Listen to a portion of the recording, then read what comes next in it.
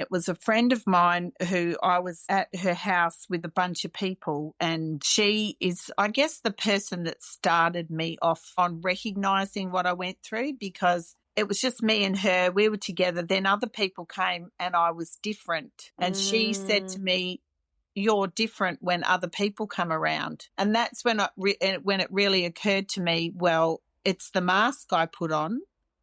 It's the acting face. It's the musician.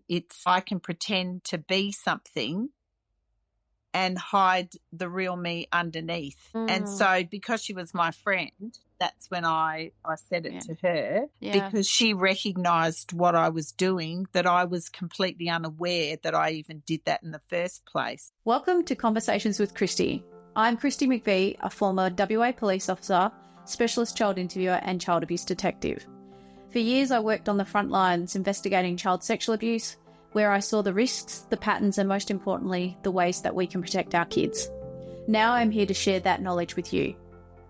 This podcast is all about real conversations, giving parents, carers, and educators the tools to keep their kids safe, both in person and online. Through survivor stories, expert insights, and practical advice, we'll navigate these tough topics together so you feel informed, confident, and empowered. Because when we know better, we can do better, and our kids deserve nothing less. Content warning. Some topics and conversations can be triggering for some listeners. Listener discretion is advised, as your mental health is important. Please refer to my website and the show notes for available support services. Hello and welcome back to the Conversations with Kristi podcast. I am super excited to be with Kerri Sloper. Kerri, thank you so much for being here on the podcast. We connected through LinkedIn. I find all of my podcast friends on LinkedIn, and it's so lovely to meet people like yourself who have written books for kids, because I've got a book for parents, but we are lacking in children's books around the topics of child sexual abuse and online child abuse and all of the things that we're going through. And you've written actually 4 books now about your own lived experience, but also about the topic. So before I say too much about you, how about you tell listeners a little bit about yourself and, what you do and how you got to this space of sharing your story through kids' books. All right. Well, I'm a musician. I have 14 instruments, so just a few. And I've been teaching. I worked it out for 40 years, which is a very long time. I got my first job in 1985 while I was still a student at Whopper. And obviously I'm a survivor of childhood sexual abuse, and it started very young when I was 4, and it continued until I was 9 when the abuser moved away. Okay. And then I ignored it for a very long time. As we tend to do. Yeah. And then a long time ago, I can't remember exactly when, but I wrote the poem for this book. The White Canvas it's called right.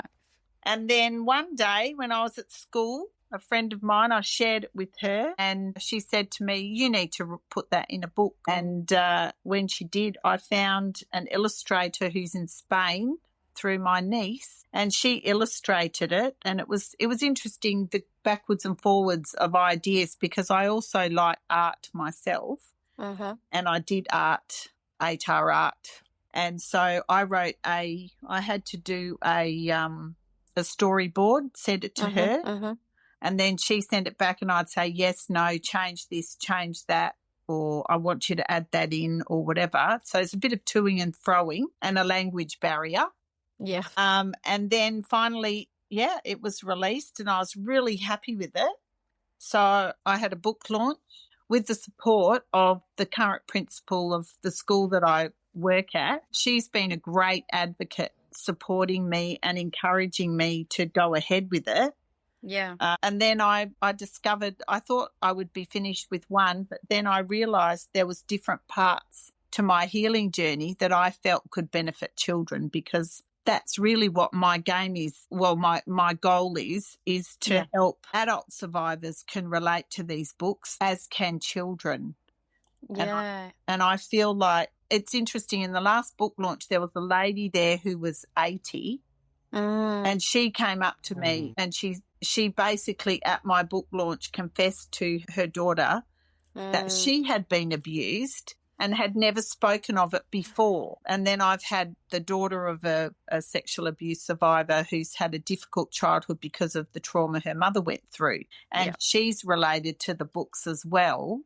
And I've heard heaps from just my stories, those who come read them because they're true. And it was interesting. I did have one person say, you need to make this more culturally relatable to other cultures. And I said, but it's my story. Yeah. And that's my truth. And that's why, even though, yes, you could look on it as a fictional book, it's actually not fictional. It's actually true. It's actually my story.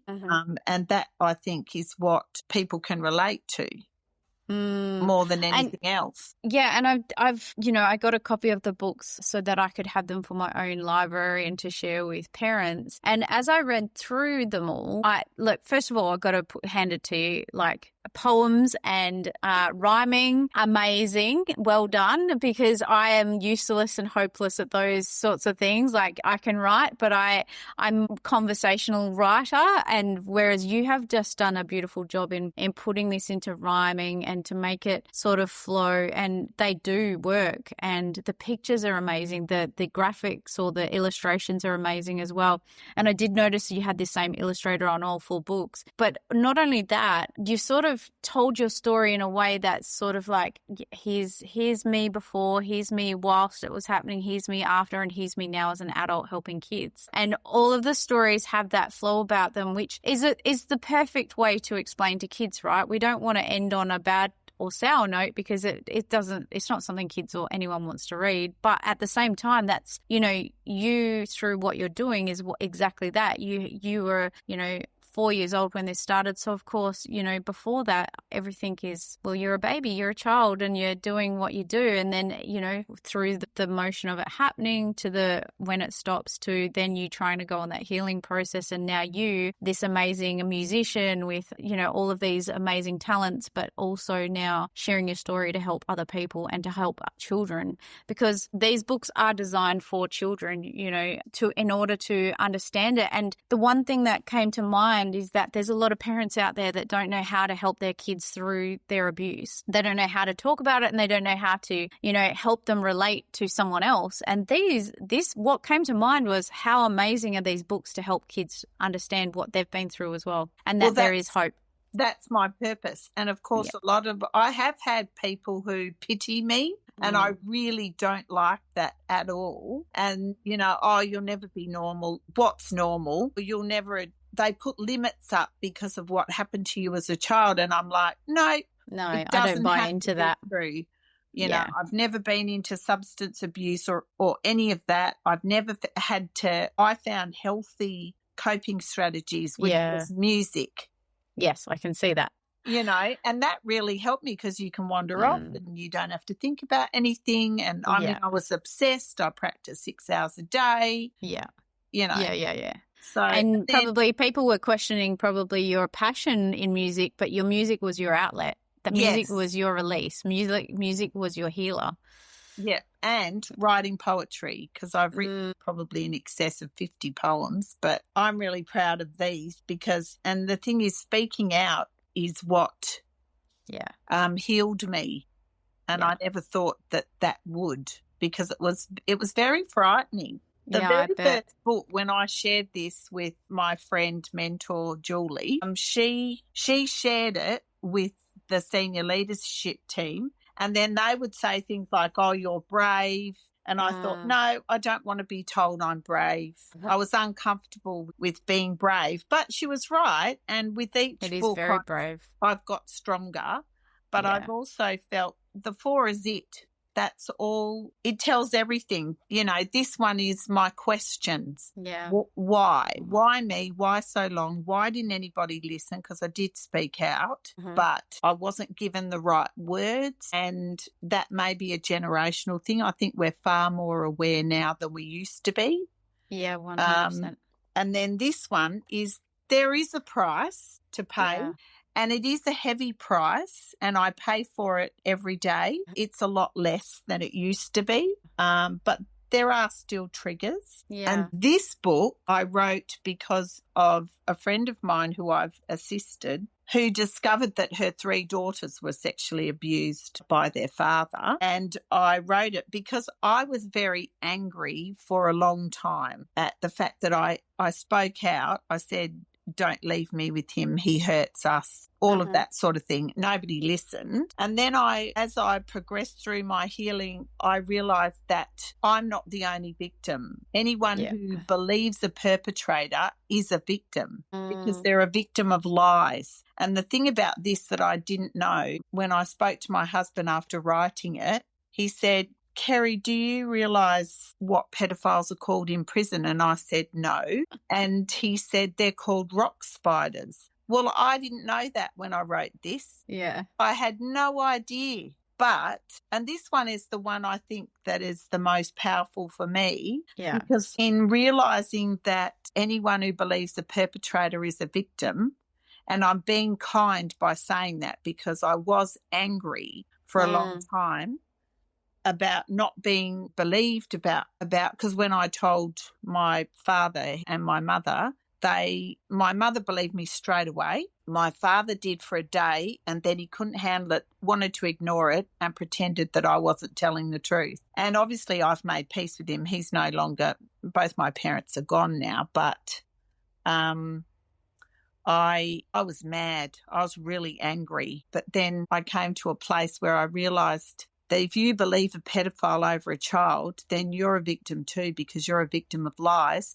And when you actually come to that realisation, which may take a couple of days, more than likely a couple of years or more, how bad will you feel when you realise that you actually contributed to the pain of an abuse victim because you didn't believe them? And so that's why this book came about, because I wanted that message and I wanted people to forgive themselves if they didn't believe a child straight away so that the child can have their family. They don't have to lose everything. They lost their innocence. They lost their, a lot. Why should they lose their family as well? Yeah, and I think, it sounds to me like writing that one was probably the biggest. I guess you had some epiphanies, you had some moments of clarity where you were able to see not only from your perspective of that hurt child, that abandoned child in a way, but also from the side of the person, your dad or your family, who was also a victim of being lied to and manipulated and, groomed as well. So the thing is that, yes, in some cases, your dad and your mum believed you, but your dad was struggling with that. He was a victim of the fact that he possibly didn't know how to deal with it, and so therefore he buried his head in the sand. And that's, a lot of people do that, unfortunately, and we wonder why. But one of the reasons why they do that is because they are struggling to comprehend how big of a problem this is. And when we know something, we have to do something, right? So yep, totally. And sometimes we don't know what to do, so we just ignore it and we try and get on with it. And I've been on the side of, parents who have done everything they could and parents who've done nothing. And I've seen both sides, and it's all traumatic no matter what. So it can be traumatic healing, traumatic, it's not great. So great, but yeah. It froze then. Sorry, yeah. So, yeah, it can be very traumatic for just everyone involved. And you're right. When parents don't act, yes, you do lose them in a way, and in a sense, sometimes in the physical way that we lose them, and then we lose them in that connection that we had, and now we don't have that anymore. Do you think did you feel angry as a child, or did you only feel angry once you remembered and you were processing what had happened to you? I never forgot. I always remembered. I always detested the person. I ignored or pushed it to the back, and I didn't recognise it as being childhood sexual abuse until I grew up old enough to understand what that actually meant. And then, of course, what I went through wasn't basic either. And yeah, it was interesting. It was a friend of mine who I was at her house with a bunch of people, and she is, I guess, the person that started me off on recognising what I went through, because it was just me and her. We were together. Then other people came and I was different. And she said to me, you're different when other people come around. And that's when when it really occurred to me, well, it's the mask I put on. It's the acting face. It's the musician. It's I can pretend to be something and hide the real me underneath. And so because she was my friend, that's when I said it to her because she recognised what I was doing, that I was completely unaware that I even did that in the first place. And I'm sure that that's not uncommon. No, it's not. Definitely not. So that's when, and I think that's with music. I've been able to act confident and people think I'm an extrovert and you do this and that, when actual fact I'm not. It's gone for that short period or that period of time, however long, and you're able to pretend, that, you're this confident, bubbly person that can play anywhere, do anything and wow the crowd kind of thing, and that's a mask and that's something we do. I mean, look, I wore a mask as a police officer. People think that I must have been really confident. I am one of and people I stand on stages. It's like a practice. We practice these things to look confident, fake it till you make it. It used to be my favorite saying.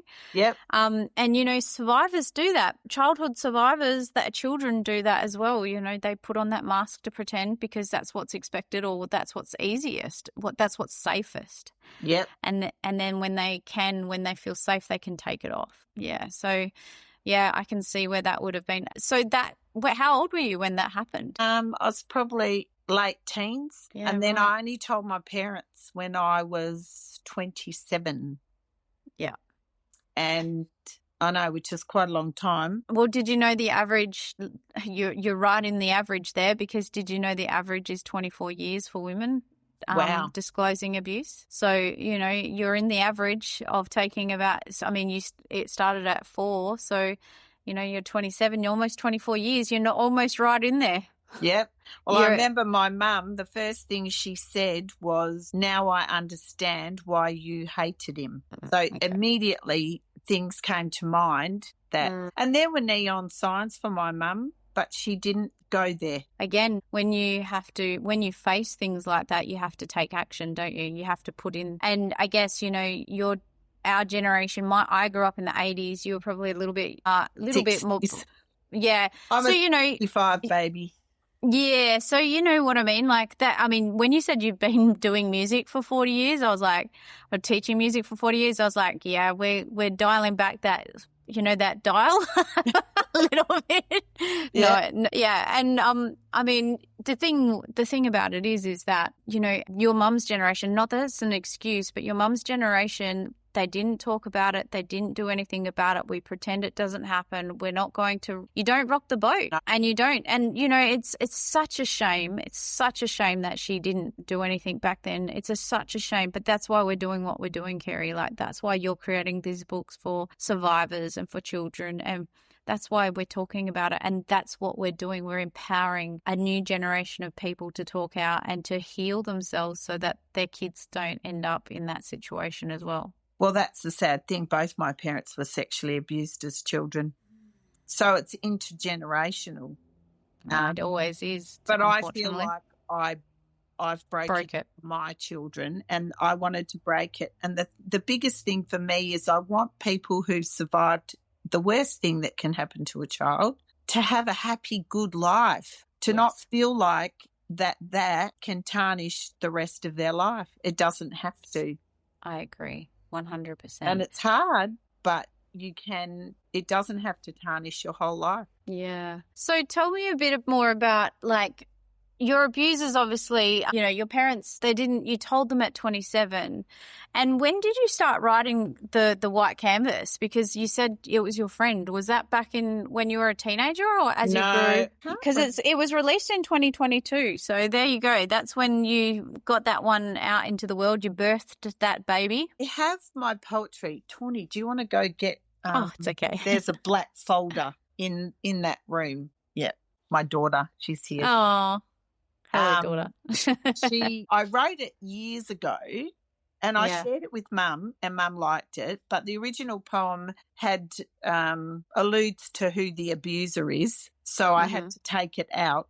Yeah. Make it more generic, for want of a better word. Yeah, because, and I know that we talked briefly about it, in most cases today, Kerri, a lot of people aren't able to identify who their abuser is because of, legalities and stuff like that, regardless of where it is in the process or whatever. And that can sometimes really throw people, that they can't say something about who did this to them.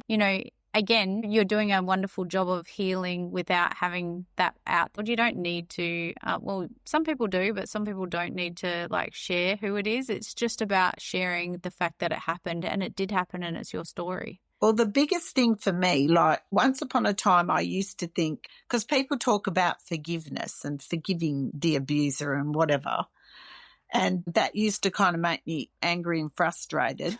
Yeah. And because I am Christian, but I used to think that unless I had justice, yes, or whatever, that I was stopped from healing. It was holding you up. The biggest thing is why these books came about, is I have realised he's irrelevant. I don't need to forgive him. I don't need to give him airtime, and I don't need him to feel whole or patched up, for want of a better word. You can heal without all of that. Yes. And beautiful. I feel like that is empowering, and letting go is much better than going down the justice vindication path. Yeah. And I think more often than not, you won't get justice. And if you do, it won't actually be justice, because what justice is there when you've had your childhood taken from you? There isn't any justice. No amount of penalty in prison, whatever, can give it back. It's been taken for good forever. And what it sounds like is you came to the realization that healing is an internal journey, and it's an internal not forgiving, that's not even the word. It's an internal thing that only you can do for yourself. Would you agree? Yes. Okay, it was 2004. Oh, wow. So 18 years you were thinking about it before you actually got it out into the world. Yeah, which is a long time. The others not so. They were after. So the first book came out, and then then I wrote the questions. And then you're on the roll. So then you thought, let's do this one. Yeah, I've got more. My book it took 2 years, and that's apparently very short for writing a book. Apparently books can be a very long process. But when I wrote my book, I did it in 2 years. And then now I get ideas for more books, and it's like, hang on a second, I don't have 2 years to write another book. I don't think it would take me as long. I think the first one is the hardest one. Yeah. Yeah, the others all flowed and really made it easier. I knew the title and would let it mull in my mind, and then when I actually wrote the poem, like for instance this one I wrote in 10 minutes. The cover up, yeah, right. Yeah. So with your books, and this is a question I think parents would want to know, is what age do you think your books are appropriate for? I know that we talked about it briefly beforehand, but say, for instance, the white canvas, which is all about how special children are and how they've got this blank canvas starting out, and then, everything that happens can, from that moment, it's so, I got to say, I'm really impressed with how the words plus the actual illustrations are so beautifully done. Like, I must say, they're really great. They definitely flow, and they definitely have, they captured me. So I've got to give you that credit, because that's a really well done. But for instance, what age do you think the white canvas could be spoken to with children? And do you think that, so this is a 2-part question, and do you think that these books are appropriate for kids who both children who haven't been abused, and then for children who have? I think as soon as you start talking to your children about child protective behaviours, which I think is good touching and bad touching, I think you can introduce the white canvas then. And that's just what I what I think. Yeah. I mean, some of us in this space talking, because I've been teaching body safety to my daughter since she was 2 years old, and nothing was off limits in our conversations, because I saw when I went to work every day, that children are, children are abused in every family type, part of the world, every culture, every religion, everywhere. And so for me, I didn't want my daughter to be blindsided by someone tricking her into something and to making her believe that, whatever. So so I believe that you're right. I think if you're talking body safety and you're teaching your kids about appropriate and inappropriate, safe and unsafe, secrets and surprises, and, the correct terminology and all of the body autonomy and everything, then the theme of the white canvas is about, it's a story that can be relatable for any topic, really. Yep. Bullying. Yeah. Gender.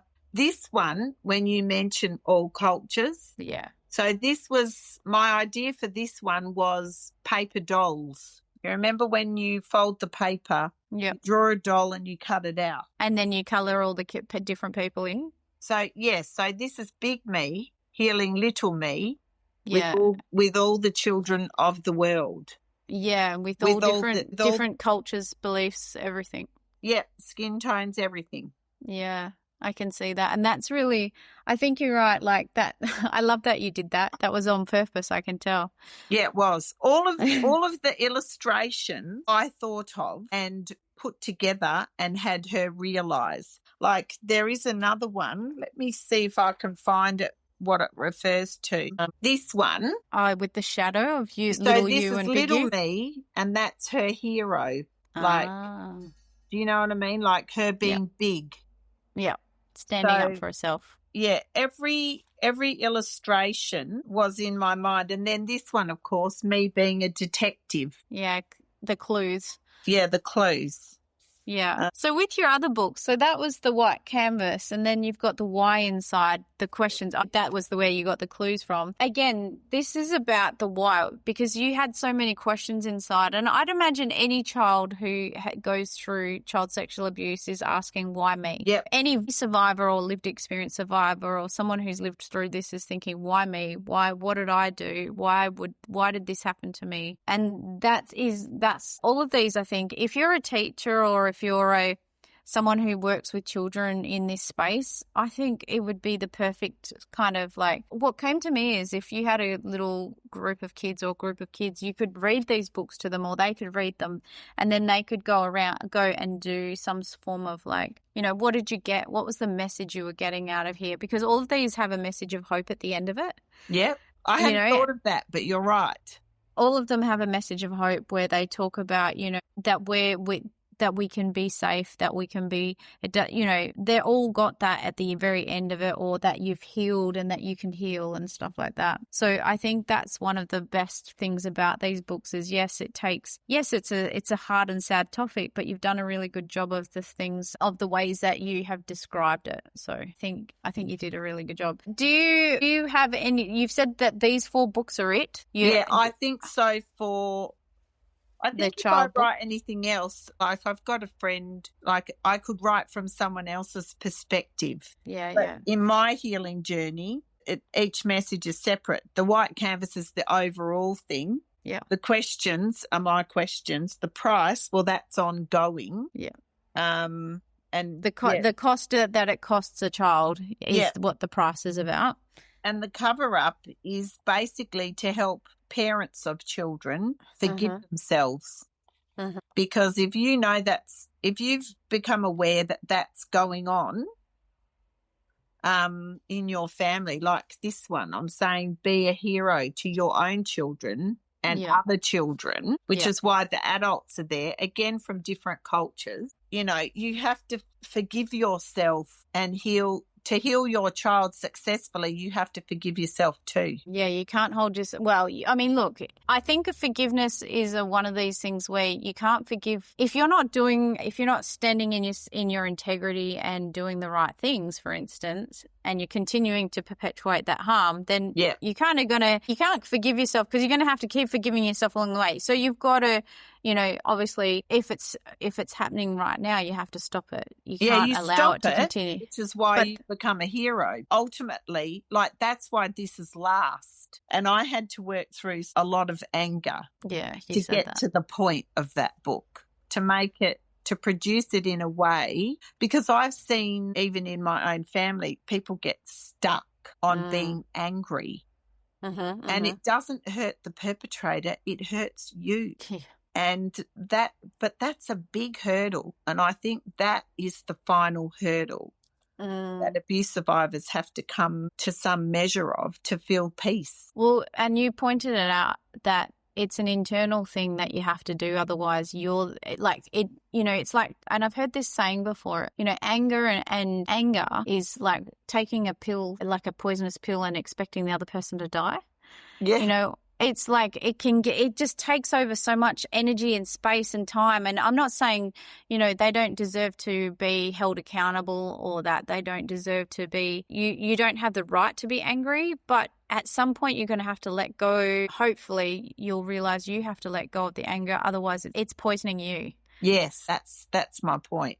Yeah. Not just for the victim, but the whole family, anyone who knows. And it's a hard thing to do. It's very hard, and it took me a very long time. Yeah, when you spoke to your parents about it at like 27, did they, and obviously it made sense to your mum, she was like, now I understand, it makes so much sense. And you know that you've told your parents. Did they ever come to any sort of like resolution with you, or to like say sorry for not listening back then, or did that not get an opportunity to have those conversations? Not for a very, very, very long time, because the person was close to the family, that was hard for them. Even then at 27? Yep.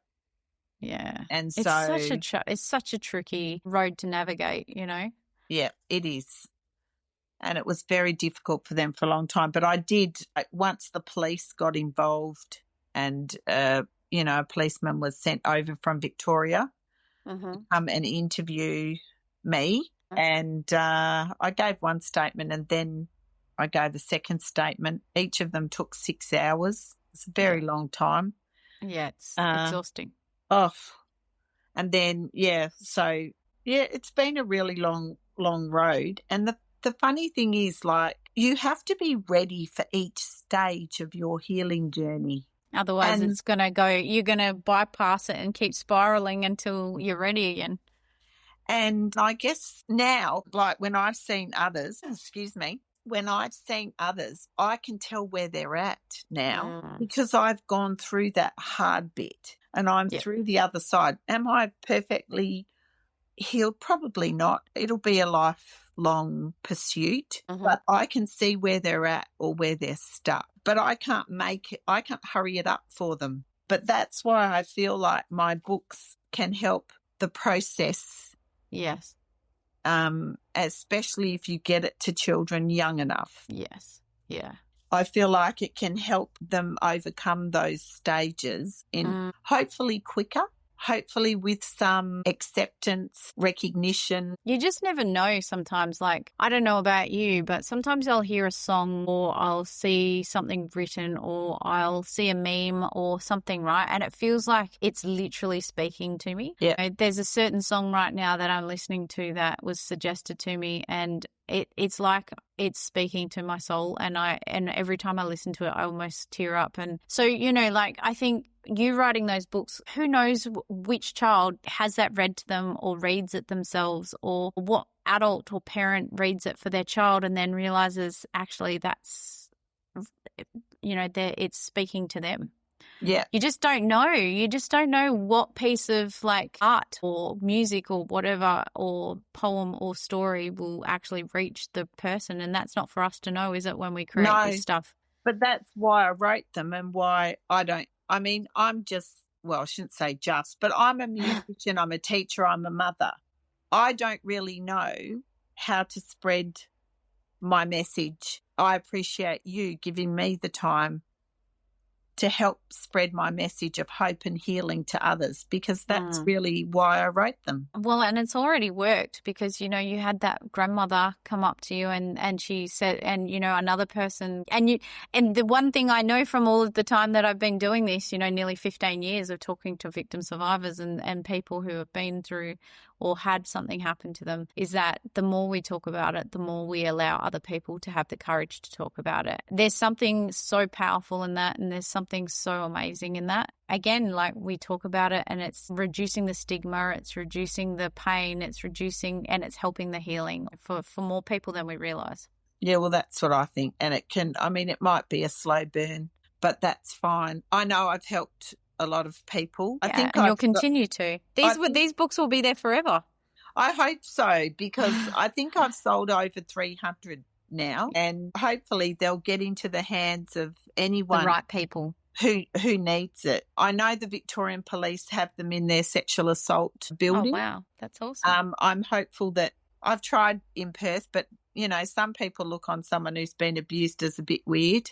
Well, they're not. They have their moments, and we all have our moments. Doesn't matter what, you know. Like, it's not that you're weird. You've gone through something. I think one of the things, Kerri, is to just keep promoting, keep speaking, keep sharing. You know, I will be promoting these on my page, and, you know, I will be sharing these, and, you know, and I get questions all the time. I've had questions from parents. My daughter's going through. You know, these are some of the questions I've had. My daughter's going through recovery from being abused, and I don't know what is there anything she can read? Is there anything that you can suggest? And so I will now have this tool, these books to suggest, because, and if you're a parent out there and your child has been through this, or you've been through this, I would suggest getting these books just so that you've got something in your toolbox. Kerri, my last question for you was around, you know, you've got so much experience in this space because you're a parent, you're a musician, you're a teacher, but you're also a survivor. What would you suggest? Because this podcast is for parents and for carers and for people who care about talking about this stuff with kids. What would your suggestion be to parents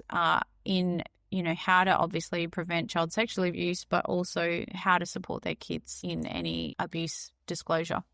Trust your instincts. Children, you need to be able to communicate with your child and for them to feel safe enough to tell you. And when they tell you, believe them, and then try to put something in place to make them feel safe. Because I know when I told my parents, I minimised it first, and I minimised it to protect them. Yeah, you knew this person was close to them, and you knew that it would hurt them, so you were making it smaller than it was because you didn't want to hurt them. I didn't want my parents to feel like they were a failure. And that's you at 9 or 5, you know, between 4 and 9. Like, this is a little person with big thoughts and big feelings. That's an adult thought, not a child thought, but that's what child sexual abuse does. It makes you grow up and makes you be responsible for things that you shouldn't be responsible for. Well, I also think that parts of you grow up and parts of you are stunted and don't grow up until you deal with it properly. I agree with you. That's why in my books and in some of the pictures you'll see big me and little me. Yeah. And big me helps little me heal. But that's the biggest thing. You have to believe them. And I also think teach your children good touching and bad touching, not good people. You know, when I grew up, it was all stranger danger. Same. And even something in the very 80s. interesting that happened to me when I was in grade 2 was I was walking to school with my twin sister, and the school gave us the tools to deal with this. We were told there was a predator out, that his car was orangey brown, and that if he tried to approach us, we were to run away and tell an adult. Now, the school told us that. They also told us to memorise the number plate. Now, as interestingly as that is, the perpetrator tried to pick up me and my twin sister. Oh, my goodness. We were walking to school by ourselves, and this man pulled up next to us, opened the window, beckoned with his arm, and wanted us to go over. Well, we kept walking. We turned a corner. We turned around and walked back. I don't know. I lost count of how many times we tried to give that guy the big hint that we weren't going anywhere near his car, and he persisted. But we were cute little blonde-haired, blue-eyed girls who looked the same. Gosh. And then opened the car door. And when he opened the car door, we were petrified. So we looked at each other. One of us memorised the letters. One of us memorised the numbers, and I don't remember who. As soon as we had memorised that, we ran home to our mother, told her, she called the police, and they got him. Wow. So the trouble was we weren't protected even then. No. And that is what they taught us back then, is stranger danger and to watch out for these people, and they gave you the tools for that. But here we are. I mean, I remember my mum saying don't take lollies from strangers, and, you know, and if you see a white van, whatever, and all of the things. But you're right, like, this is the reason, you know, you were 7 years old getting that instruction, and we're scared to teach people or teach kids about safe and unsafe, appropriate and inappropriate behaviours and tricky behaviours and stuff like that. And that's what we need to do more of, is what's appropriate, what's not, good touching, bad touching, because I was already being abused then. And if you had have known different, or if you had have had the opportunity. I could say it about the stranger danger thing, but I couldn't say it about the other. And which such is lost opportunities, right? Like so many lost opportunities. And I don't know what would have happened back then when you were a little girl, you know, in the early 70s, telling someone, you know, if you had have had the opportunity to tell someone that something was going on with this person. But, you know, hopefully someone would have spoken up at some stage if you had have got that opportunity. Yeah. And that's why it's so important. So, so important.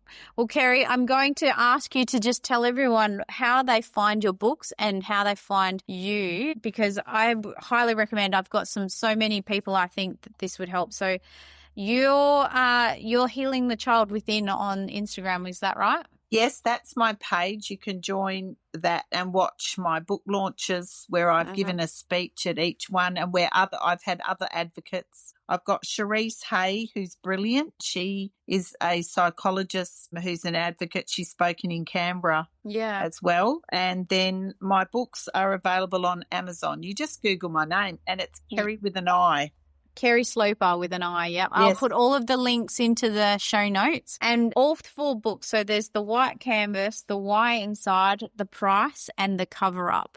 Yep. And these books are all perfect. I mean, the cover up is probably a little bit for more on older, you know, primary school age, but I think you're right. I think that you could easily use these to help children process their own abuse, or even, you know, to teach children about the fact that these people hide in plain sight. And as kids, we wear a mask, or as people we wear a mask so that we can be safe. So thank you so much, Kerri, for coming on the Conversations with Kristi podcast and for writing these books. Thanks for having me. Oh, you're welcome. And thank you for writing these books, because we need more books like this. And well done. Thank you. Thank you for listening to this episode. Education empowers children, strengthens parents, and most importantly, prevents abuse. That's why I do this work, and that's why you're here. So truly, thank you. If you'd like more support or resources, follow me on social media under Kristi McVie or Cape-AU, where you'll find all the links in the show notes. You can also grab a copy of my book, Operation KidSafe, A Detective's Guide to Child Abuse Prevention, at www.cape-au.com, where you'll find further resources and self-paced courses to help you in this journey of protecting your kids. If you found this episode valuable, please take a moment to leave a review or share it with someone important. Your support helps more parents and caregivers discover this important information and take action to keep kids safe. Check the show notes for extra links and support, and most importantly, thank you for showing up and taking action to protect your kids. See you next time.